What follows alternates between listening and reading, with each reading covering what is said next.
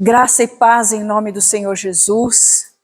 Estamos aqui conversando, nos alegrando juntos, adorando o Senhor, um período tão gostoso de louvor a Deus, ouvindo o testemunho da nossa irmã Regiane, que foi uma bênção para o nosso coração, e agora partilhando a palavra que está no livro de Atos, como temos seguido nestes últimos domingos. Já estamos para lá do meio do livro de Atos, porque hoje vamos meditar sobre o capítulo 15 de Atos, o livro que conta a história da Igreja de Jesus Cristo, como começou a nossa história.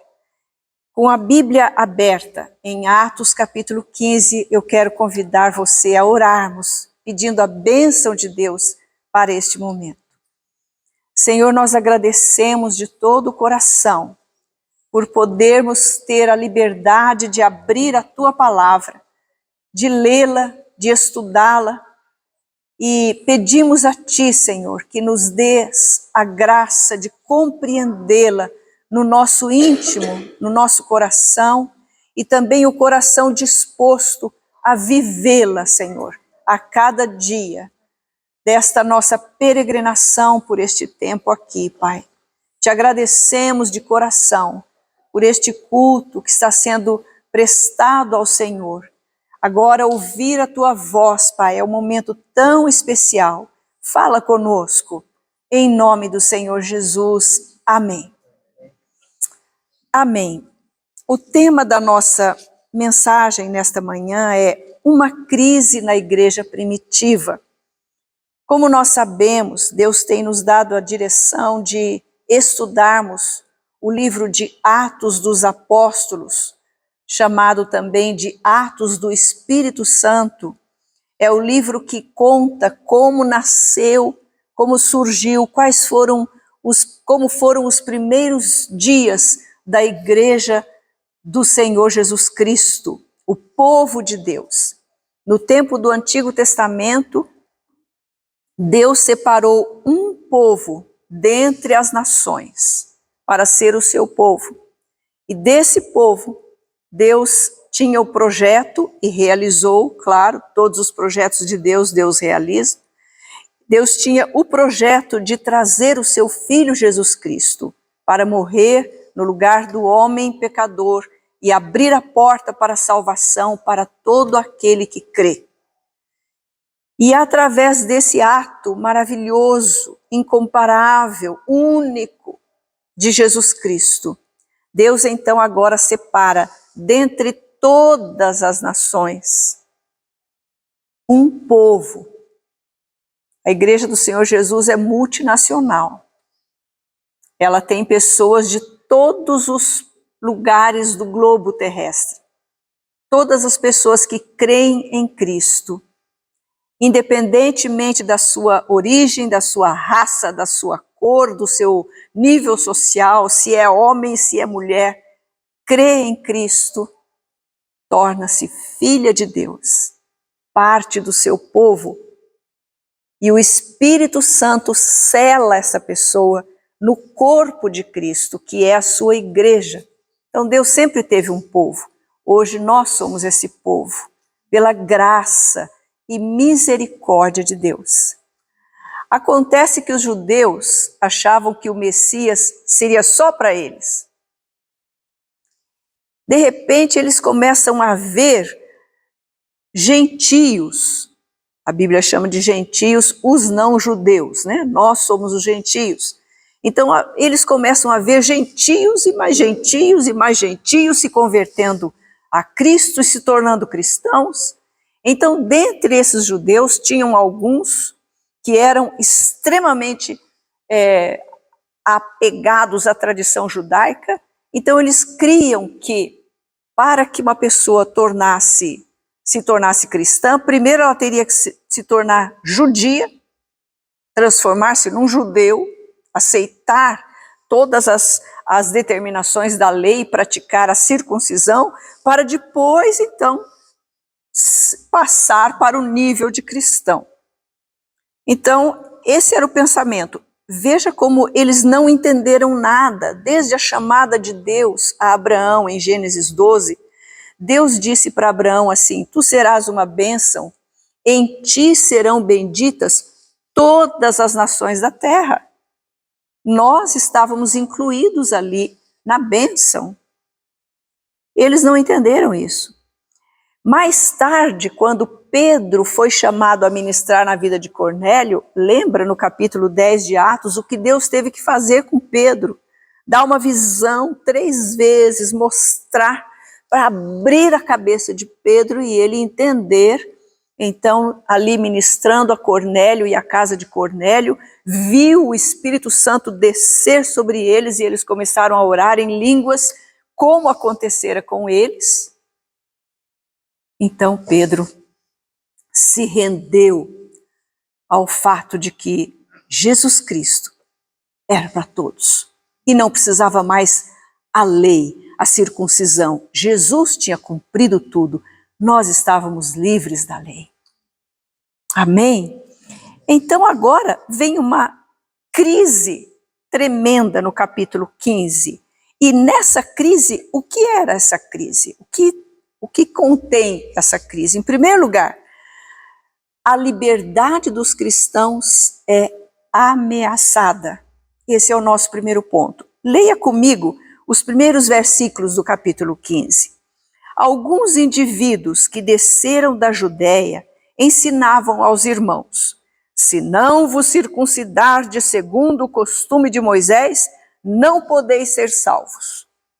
Tendo havido da parte de Paulo e Barnabé contenda e não pequena discussão com eles, resolveram que esses dois e alguns outros dentre os irmãos, dentre eles, subissem a Jerusalém aos apóstolos e presbíteros com respeito a esta questão.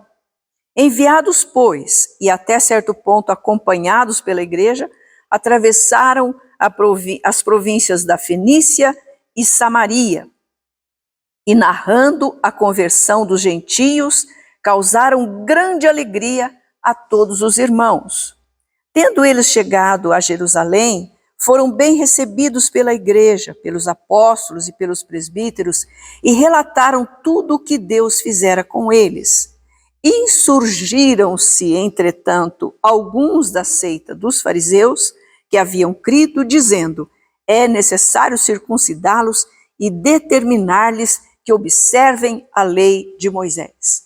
Então a crise era essa. Em primeiro lugar, a liberdade dos cristãos estava sendo ameaçada. E se você olhar para o versículo 1 que nós lemos, olha, alguns indivíduos, não está citado nome aqui, geralmente a Bíblia cita os nomes, e o que é um indivíduo? É uma pessoa que age sozinha, saída, isolada do seu meio. É um indivíduo, né? Daí vem a palavra individual. E o ensino desses indivíduos, olha o que causava, vá até o versículo 24. Visto sabermos que alguns, eles, os indivíduos, que saíram de entre nós sem nenhuma autorização, vos têm perturbado com palavras, transtornando a vossa alma. Então o ensino deles estava trazendo perturbação e transtorno. Nenhum ensino bom traz perturbação, muito menos transtorno. Um ensino traz uma nova luz. Um ensino pode mudar uma situação, sempre para melhor. Como é bom aprender uma coisa nova, uma coisa que nos ajuda a facilitar a nossa vida em alguma situação. Mas este ensino, o ensino falso, o ensino errado, ele traz perturbação e transtorno na alma. Ou seja, por dentro a pessoa fica ruim, fica mal, porque o ensino não é certo. Esse ensino não é certo. Então traz transtorno. E hoje, ainda hoje, a Igreja de Jesus, em toda parte, sofre o assédio, a invasão de ensinos desse tipo, que transtornam, que perturbam. Vamos seguindo. E era um ensino contrário ao ensino de Paulo. Paulo já tinha ensinado que somos salvos de graça mediante a fé, que Jesus cumpriu a lei, que Jesus se fez maldito por nós, pendurado na cruz, nos libertou da lei. Então era um ensino que ia frontalmente em oposição ao ensino de Paulo. E o que Paulo e Barnabé fizeram? No verso 2, mostra, eles tentaram resolver conversando com eles. Houve uma contenda e não pequena discussão, interessante essa expressão, né? Não pequena, ou seja, grande. Eles discutiram o assunto com esses indivíduos. Eles conversaram, eles tentaram explicar, trazê-los à compreensão da verdade bíblica, que nós somos salvos em Cristo mediante a fé, é de graça. A lei foi cumprida, mas não havia recurso. Eles eram fechados. Geralmente os que ensinam coisas ruins, coisas más, coisas erradas, têm uma viseira. Eles são bitolados no seu entendimento, são fechados, não abrem para nada, né? São caolhos. Em segundo lugar, aí o Barnabé e Paulo fizeram a coisa certa. Resolveram levar a questão a Jerusalém, onde era, digamos assim, a sede, né? Onde tinha nascido ali a igreja, onde estavam os apóstolos, a liderança e os presbíteros. E a maioria deles, a grande maioria, era judeu. Então eles confiavam que aqueles apóstolos iriam confirmar o ensino de que a salvação era de graça. É lógico que confirmaram, mas o caminho foi árduo, foi difícil. Levaram a questão a Jerusalém. E aí vamos então para o nosso segundo ponto. A liberdade dos cristãos é defendida aqui, em Jerusalém. A nossa liberdade que temos hoje em Cristo Jesus foi defendida lá atrás por alguém que permaneceu fiel, por pessoas que permaneceram fiéis ao ensino da palavra de Deus. Vamos ver como aconteceu? Eles chegaram lá, a partir do verso 6, então, nós temos aqui a reunião dos apóstolos e presbíteros em Jerusalém. A liberdade, então, aqui é defendida. Há uma reunião para examinar a questão. Verso 6. Então se reuniram os apóstolos e os presbíteros para examinarem a questão. Houve grande debate. De novo, né? Agora aqui num ambiente muito maior, com mais presença de todos os apóstolos e os presbíteros. Então houve um grande debate. Pedro tomou a palavra. Lembra de Pedro? Aquele que falava no tempo que ele era discípulo de Jesus, no tempo do ministério terreno de Jesus. Aqui Pedro já está transformado pelo Espírito Santo, cheio do Espírito. Pedro já tinha sido usado no episódio da conversão de Cornélio. E Pedro aqui tem um papel muito importante. E em poucas palavras ele dá o seu depoimento. Naquela grande reunião ali, com um grande debate. Imagine aqueles ferrenhos fariseus, judeus, dizendo, não, gentio tem que virar judeu primeiro, tem que circuncidar todo homem, para depois então ser nosso irmão. Tem que ser judeu primeiro, para depois ser cristão. E o debate ficou acalorado. Então Pedro tomou a palavra e disse, irmãos, vós sabeis que desde há muito Deus me escolheu dentre vós para que por meu intermédio ouvissem os gentios a palavra do evangelho e crescem. Ora, Deus que conhece os corações lhes deu testemunho, concedendo o Espírito Santo a eles, como também a nós foi concedido. e não estabeleceu distinção alguma entre nós e eles, purificando-lhes pela fé o coração. Verso 10. Agora, pois, por que tentais a Deus, pondo sobre a cerviz dos discípulos um jugo que nem nossos pais puderam suportar, nem nós? Mas cremos que fomos salvos pela graça do Senhor Jesus, como também aqueles o foram. Quem iria falar contra depois disso? Pedro fez um depoimento curto, certeiro, direto. Ele falou: Deus não fez distinção nenhuma, porque para Deus não há distinção entre nós. Todos somos iguais diante de Deus. Há uma distinção na humanidade toda: os perdidos e os salvos. Diante de Deus não há aquele que é predileto, aquele que vale mais, aquele que vale menos, vale médio. Deus ama a todos e quer que todos sejam salvos.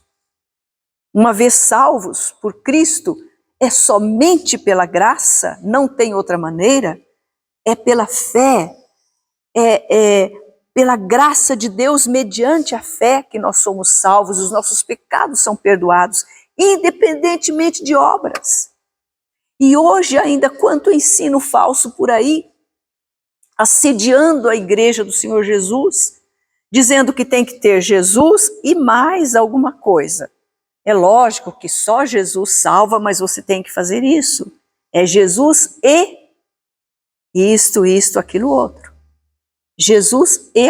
você não faz isso? Então você não é salvo.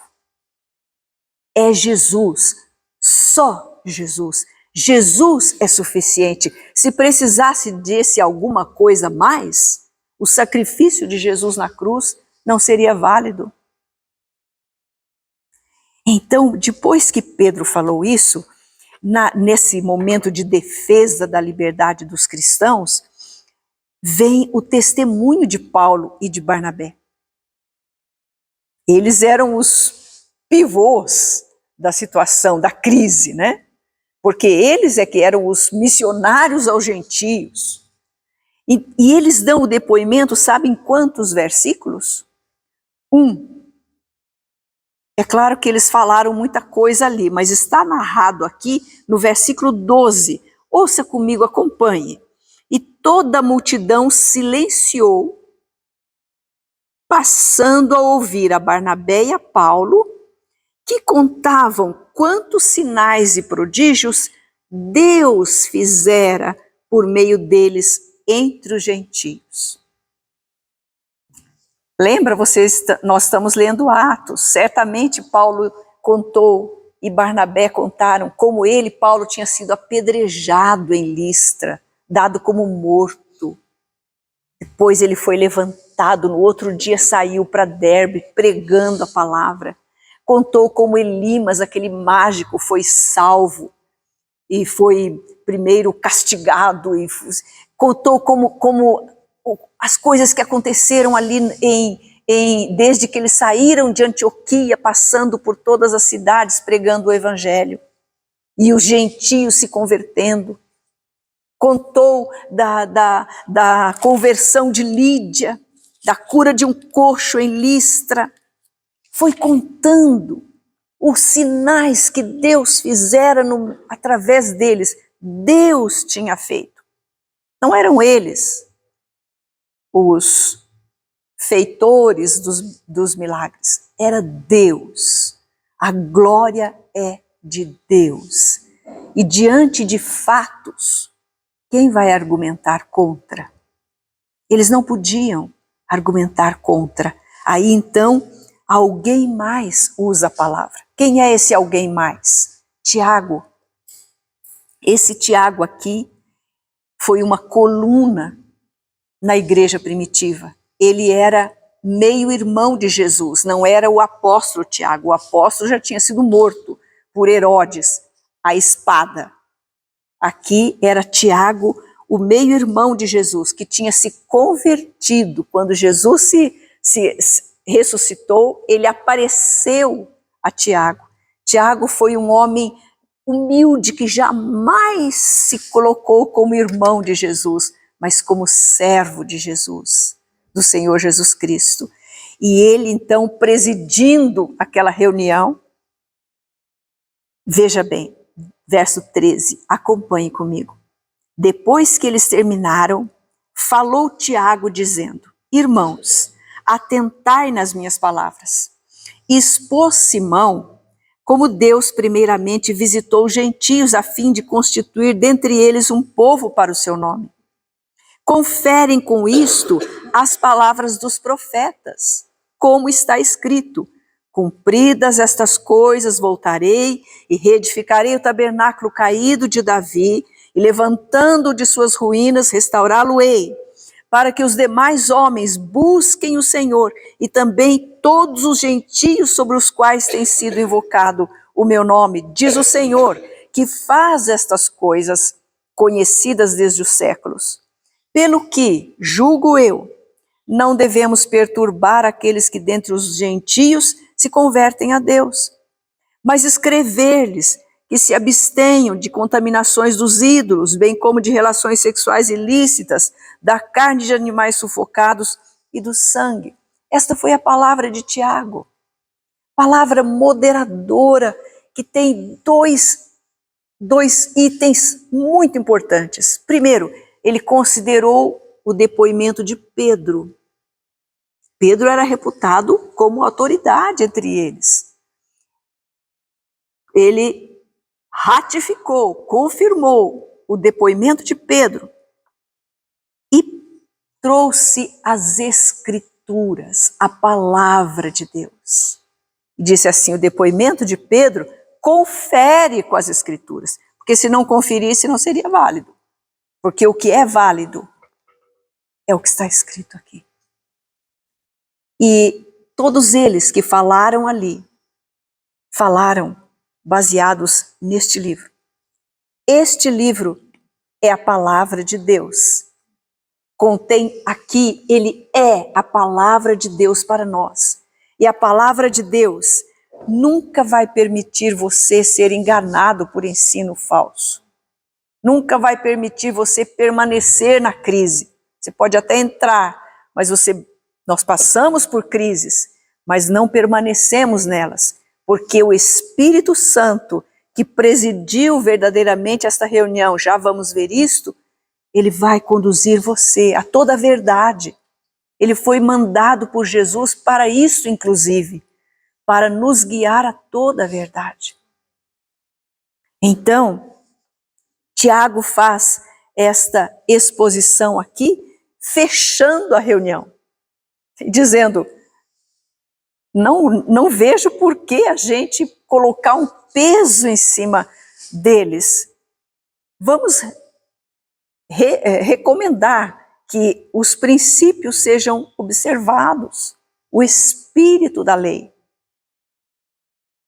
E me faltaria tempo para trabalhar sobre estas 4 coisas que eles colocaram aqui para serem para serem observadas pelos cristãos gentios e por nós ainda hoje. Vamos para o final, o nosso terceiro ponto. Vimos que a liberdade dos cristãos foi ameaçada, mas foi defendida. Agora, em terceiro lugar, a liberdade dos cristãos é garantida. Glória a Deus por isso. Na sequência desse precioso capítulo 15 de Atos, nós vamos ver a vitória da verdade, do ensino coerente com toda a palavra de Deus, não pensado aqui e ali. Vamos ver que a circuncisão em si nada era. Agora em Cristo Jesus, tanto homens como mulheres, a circuncisão é para homens, naturalmente, mas em Cristo Jesus, tanto homens como mulheres, somos levados a circuncidar o nosso coração. Isto é, entender e praticar o espírito da circuncisão, que é separarmos-nos do mundo, e da sua cultura, dos seus procedimentos, dos seus amores, separados, consagrados, santificados ao Senhor. Essa é a circuncisão do coração. Essa é princípio de valor eterno. É para nós. A vitória.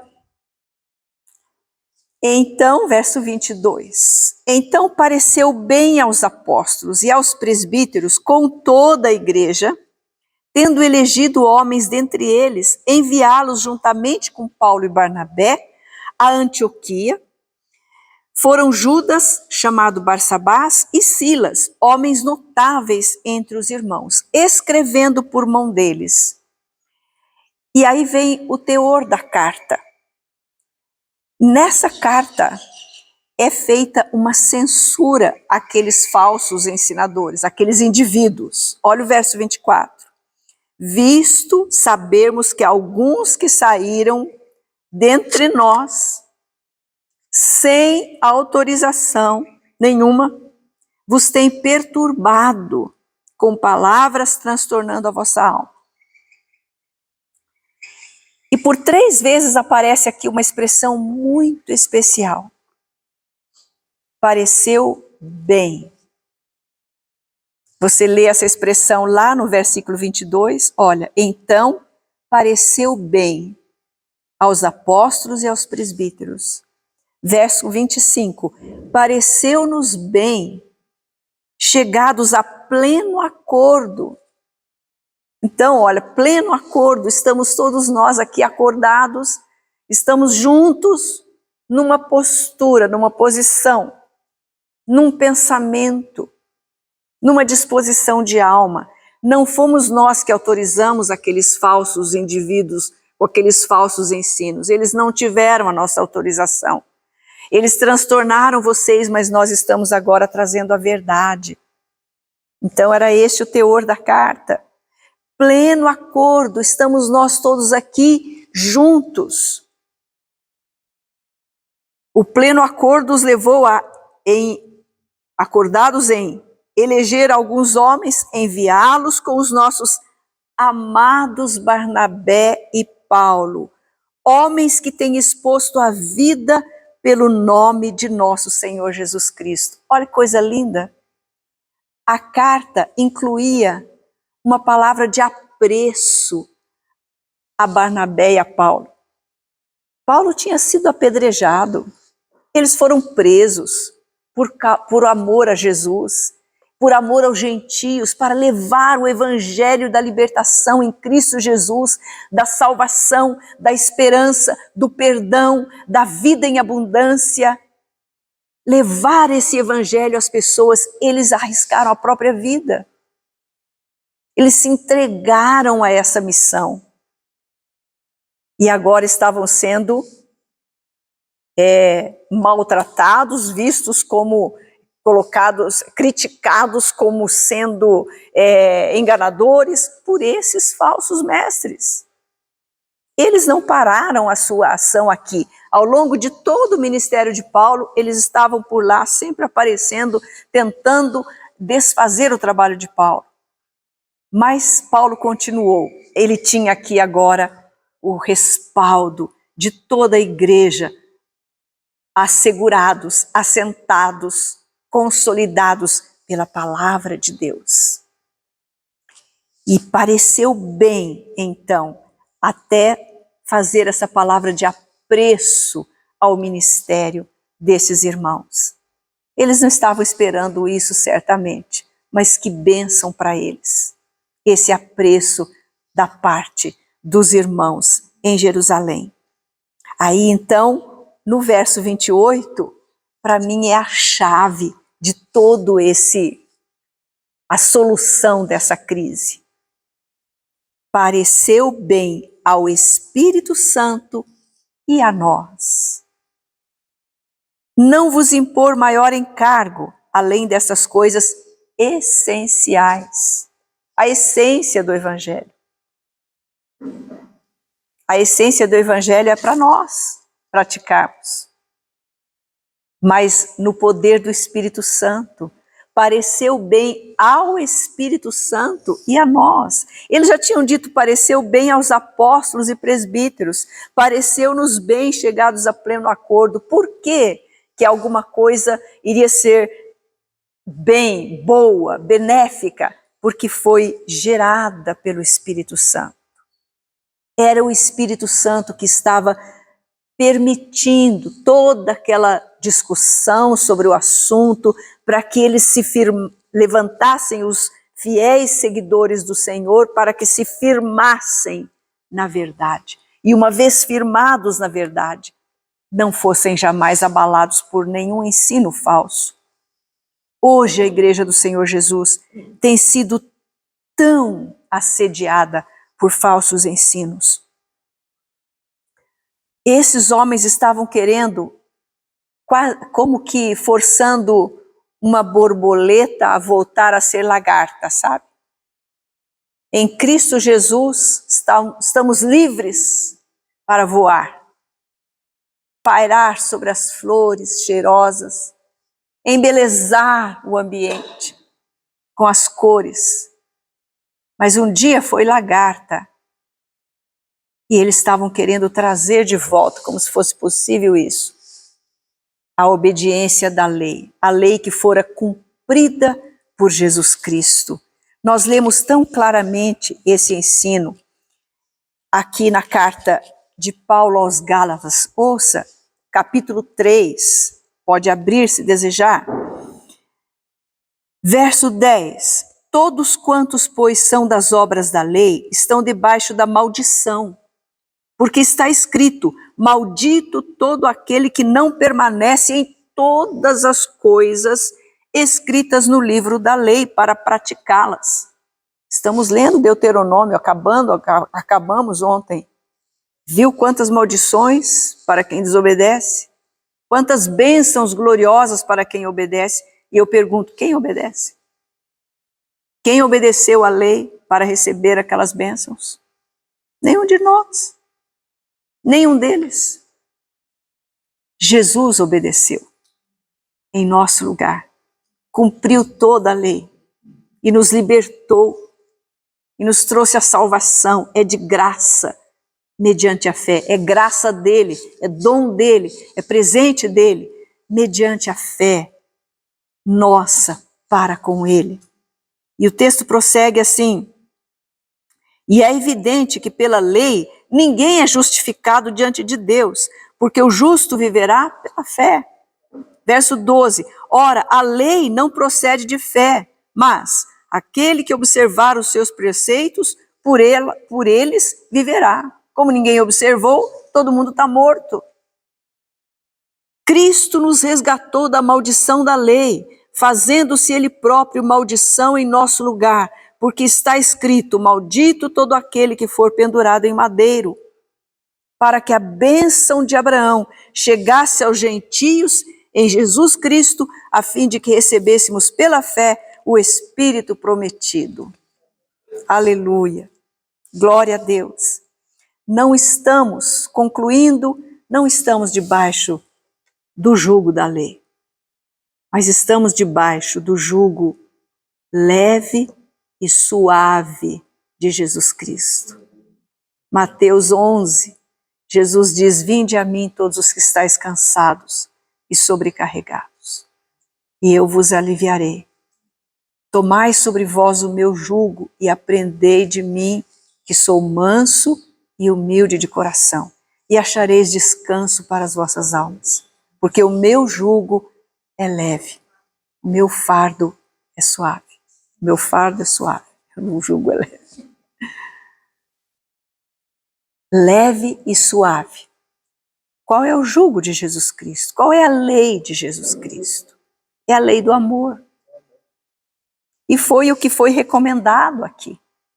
As 4 recomendações, que eles se abstivessem da idolatria, das relações sexuais ilícitas e das carnes sufocadas e do sangue.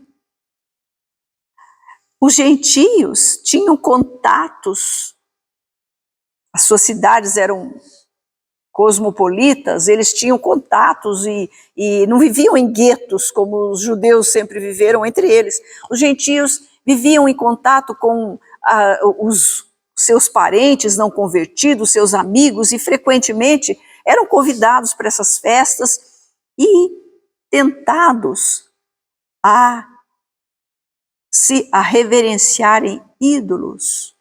As comidas eram oferecidas a ídolos.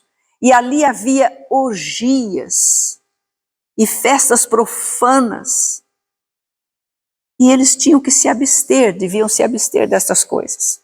Hoje, essa abstenção é para nós. Nós vivemos no mundo, mas não podemos pertencer a este mundo. E nem compactuar com ele, nem nos reunirmos a ele, nem com o propósito de ganhá-los ali para Jesus. Sim, podemos e precisamos ir ao mundo para ganhar pessoas para Jesus, mas não fazer o que eles fazem para ganhá-los para Jesus. Ou aceitar os seus valores, isso que está dizendo, aceitar os seus valores, os seus princípios, viver como um deles. Não, nós temos que estar no meio deles, mas ser sal e ser luz, em amor. E aqui há uma palavra, essa palavra relacionada a comer as comidas, evitar a comida com sangue, etc., seria uma atitude de amor, para uma condescendência para com os que são mais débeis, mais fracos na fé. Em amor, para não causar escândalo. Não causar escândalo ao irmão é amar o irmão. Então, qual é a lei de Cristo? É o amor. Somos chamados a ser santos, separados, embora misturados no mundo, no nosso trabalho, nos nossos relacionamentos. Estamos misturados, mas não somos iguais. Porque há uma vida nova em nós, há uma esperança em nós, há uma fé em nós. Deve haver um desejo no nosso coração de proclamar o reino de Jesus a esses que estão à nossa volta, a cada dia. Então, uma crise na igreja primitiva, que foi vencida pelo poder do Espírito Santo. E por esse poder, todas as crises, qualquer que sejam elas, podem ser vencidas. Vamos orar? Senhor, nós agradecemos, porque a Tua palavra é viva e é eficaz. A Tua palavra, Senhor, nos dá o rumo para todas as soluções, para todas as crises pelas quais nós passamos. Senhor, toda a nossa vida está explicada neste livro, está resolvida neste livro, porque este livro nos apresenta o Verbo vivo, Jesus Cristo, que morreu na cruz por nós, que pagou pelos nossos pecados, para que nós pudéssemos ser livres e o plano glorioso do Pai fosse realizado como foi, com todo o êxito, e nós podemos em Cristo Jesus ser chamados teus filhos. Te agradecemos, Senhor, pela liberdade que temos em Cristo Jesus. Não estamos debaixo da lei, estamos debaixo da graça.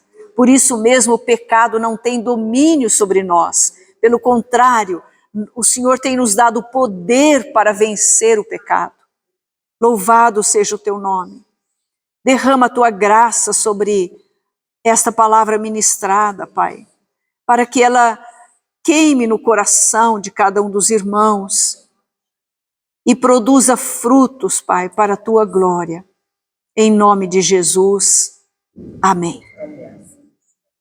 Amém. Que a graça do Senhor esteja sobre a sua vida. Em nome de Jesus.